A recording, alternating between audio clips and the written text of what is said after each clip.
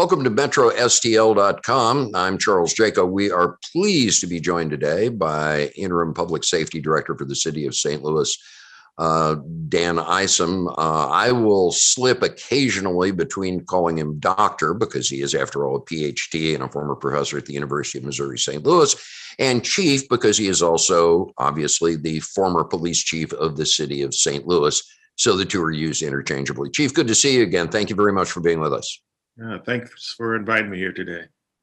One of the problems you're looking at right now as public safety director is the spike of violent crime in St. Louis. And yet there are two schools of thought about this. One, the Jones administration is trying a new proactive approach where they are going to take money for officers who were never hired and divert that money to early intervention, trying to stop crime before it happens, going into neighborhoods, talking to people, trying to diffuse situations.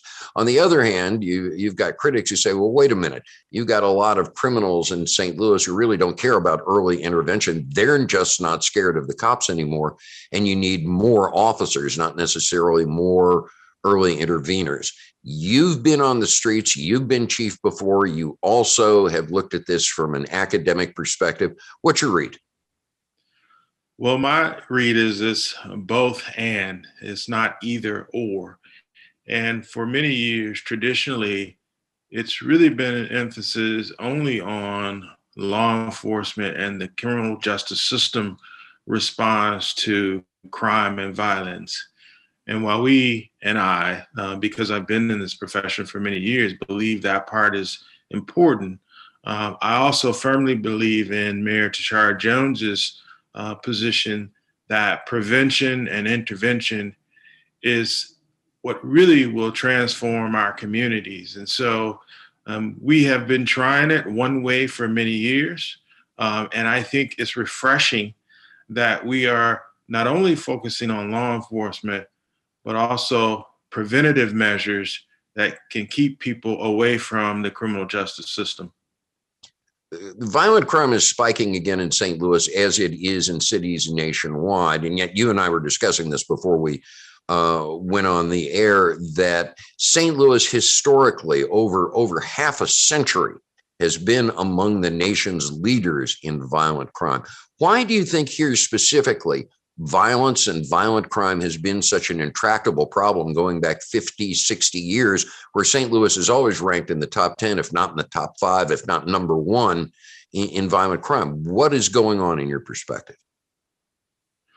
Well, if you follow crime statistics like I do, especially from a practitioner, but also from a researcher, you will find that crime rates, especially violent crime rates, have ebbed and flowed for many years.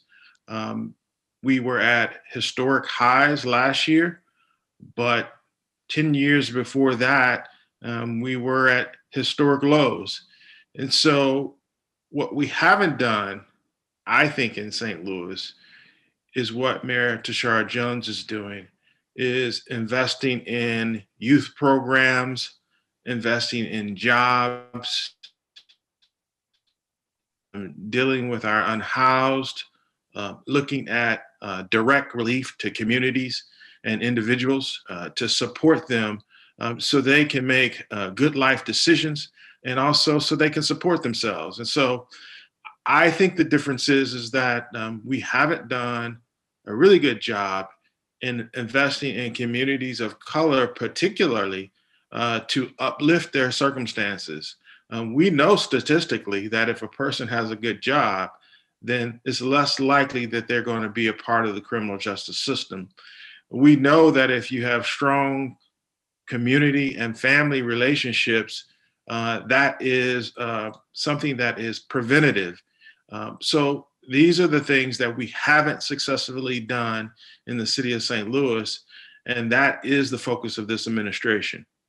Well, how do you parse the people out who may turn to criminal activity because of family dysfunction, sociological factors, economic factors, with the hardcore criminals who are simply there to take advantage of the week. I know that Chief Hayden had worked on a variation, pardon me, of hotspot policing, of flooding the zone with officers in high crime areas. Is there a way to split the difference? In other words, follow Mayor Jones's prescription for preemptive intervention, but at the same time, try to take a harder line with people identified as essentially career criminals? So two things, as I said, is both and. There is no one in this administration who is suggesting that if a person commits a violent crime, whether murder, shooting, armed robbery against another citizen in the city of St. Louis, and we investigate and we arrest that individual, that that person should not be held accountable. But people are not committing crimes every day throughout their life. Crime commission is sporadic, and oftentimes there are times in which we can intervene in people's lives, and the people around them are not all committing crimes. But so I think there is a way for us to focus on the criminal justice system and holding people who commit crimes responsible, but also investing in those same people, but also in family members around them that might be there might be the possibility that they may commit crimes in the future. So I think we can do both. We can juggle two balls at one time, and I think if we do invest in programs and jobs for youth and families, that those are preventative measures that will change sort of the trajectory of our community, which has been going in the same direction for many years. So what I would say is that we have a new approach. Mayor Tizard Jones has a new approach that I think will have a sustaining and lasting impact on our community in the future. Chief, to the St. Louis Metropolitan Police Department, do you think they're an effective law enforcement agency? I ask this because statistics from 2020 showed that arrests were made of all crimes in only 13% of cases, or thereabouts, in the entire city of St. Louis. In some of the harder hit neighborhoods by violent crime, Wells Goodfellow, Jeff Vanderloo, et cetera, sometimes in terms of homicides, you will only get arrests in maybe 1/3 of the cases. I mean, these statistics to me paint a picture of a law enforcement agency, the St. Louis Police Department, that does not seem to be very effective. Would I be wrong in that? Well, I know since I've taken the position of public safety director, there's two things that we are focusing on. One is an intelligence-led policing effort where we are very focused on occupying the communities, being spaces where we can gather information about what is happening, especially in terms of violent crime. And then we're being very strategic in the areas and locations that we place officers in. So I think that being effective in those areas and changing those numbers around is really about engaging the community, learning and investigating about what is happening in those communities, and then being very focused on the people who are, creating acts of violence in the community. So certainly there is work to be done to increase those numbers and to be more effective than the police department has been in the past. Do you have any evidence that some in the police department are essentially holding back, failing to do their jobs, especially following the George Floyd and other protests, that they're just sitting back and saying, I'm going to let it happen. I'm not going to do any more than the minimal amount necessary. And that's one reason for that, or no? No, I don't believe that's the case. I know that, over the past couple of years, there has been, significant tensions between the community and law enforcement, not the least of which was the George Floyd incident that created significant tensions. And so I think a lot of that history and the things that have happened in the past 3 to 5 years have influenced the ability for communities and police departments to work together. But I think we are coming on the other side of that. I also believe that since I've been there, I know that we have been working very hard to change the perception around, but also to be more effective as a law enforcement agency. There has traditionally been a problem with racism in the St. Louis Metropolitan Police Department, going back to the early days of the racist cop talk blog, to the investigation I did that showed a number of white officers had made viciously racist posts on Facebook, on through the current trial of police officers and beating a fellow black undercover officers. One of the officers was shown to have sent out some viciously racist texts. You've had the police union, the St. Louis Police Officers Association, which has often been racist adjacent, if not outright racist, through its spokesman, Jeff Rurda. If you take all that together, it would seem that historically, and I'm not sure any of that has changed, that you have got a fairly significant number of, frankly, racist police officers working as St. Louis Metropolitan Police Department officers. Number one, do you agree with that assessment? Number two, what can be done about it? Well, I agree that racism is a part of the United States of America, and it's something that is within our community as a whole. I also think with the past national administration that the climate for that type of behavior and the acceptance of it has been more than has in the past. So do I believe that there are racist individuals within the St. Louis Police Department, past and present? Absolutely. But what I will say is that under this administration, under Mayor Jones's administration, we are finally moving to a process where we have true community oversight. And so I think that is ultimately what helps us to change the tide and to change the culture within the police department, is if we have true community accountability.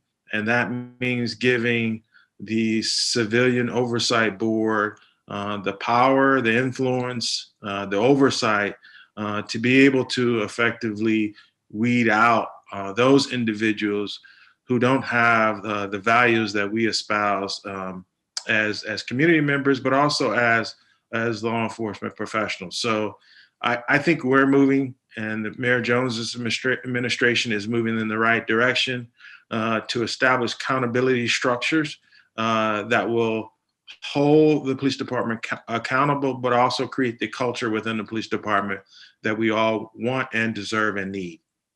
Putting on your PhD criminologist hat for a moment, is there a way, using psychological techniques, using predictive metrics, any other way, to try to weed out potential officers who might have proclivities toward being racist officers in the academy? In other words, grab these people preemptively and get them out of the mix so they never become officers in the first place? Well, that's certainly something that characteristics of individuals that we want to hire. How do we want to train them? How do we want to prepare them to work in communities of color, very diverse communities? And so that is certainly a goal of mine, not only to look at the selection process, the training process, and what we expect of officers.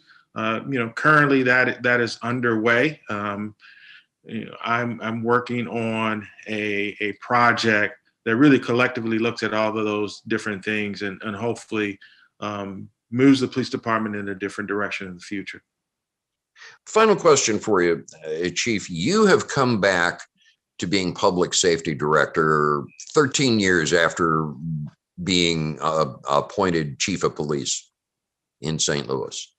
In that almost decade and a half, in terms of the police department and its functioning, in terms of crime and punishment, in terms of violent crime, What has remained the same now that you're looking at it with fresh eyes?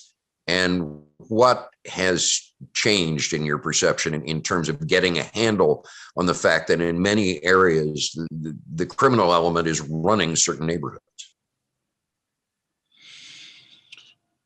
Yeah, I think what has changed, coincidentally, is that um, because of the unrest nationally, relationships between the community and police are worse than was when I was there 13 years ago. Um, I thought we had made substantial improvements when I left the police department, not only in the culture, but also in relationships and the image of the police department. Yeah, certainly that has taken a hit in the past, I would say 3 to 5 years.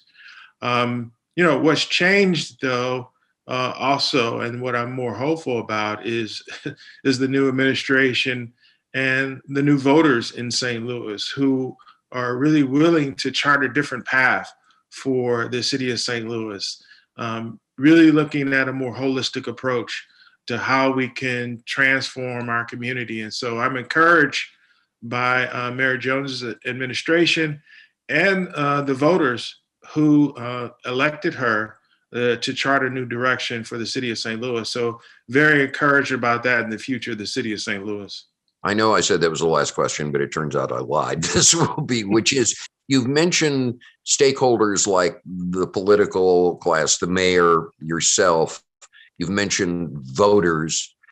You've not mentioned the cops themselves. How hard is it for you to get buy-in from a rank and file that is, number one, largely white, number two, all belong to a union that has in many cases, deserved reputation for racism, and number three, has been reluctant to make these kind of changes in the past? How do you get buy-in from the rank and file?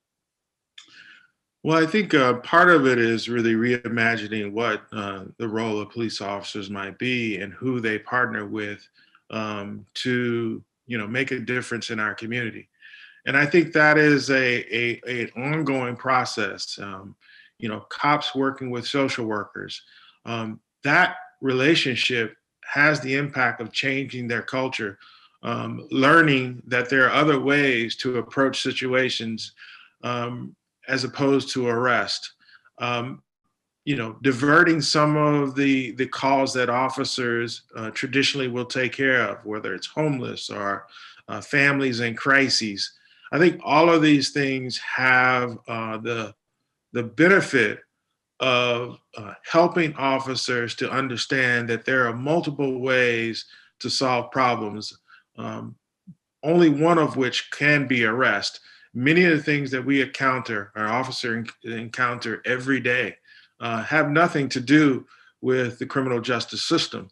So what I'm hoping is, as we have this new approach that is a more comprehensive approach, it will, one, change the culture of policing, but also support officers in their effort. And I think when we invest in people and we partner with police and the police department,